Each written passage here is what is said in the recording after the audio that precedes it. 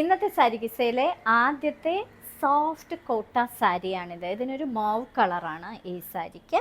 ഇതിൻ്റെ ചെസ്റ്റ് പോർഷനും നിറയെ ഫുള്ളും ഹെവി വർക്കാണ്.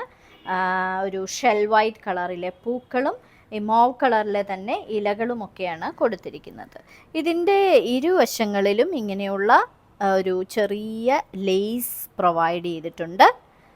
ഇനി ഇതിന് പല്ലു ഇത് തന്നെയാണ് കണ്ടിന്യൂ ചെയ്ത് പല്ലുവായിട്ട് വരുന്നത്. ഇനി ഇതിൻ്റെ ബാക്കി പോർഷൻ ഇങ്ങനെയാണ് വരുന്നത്.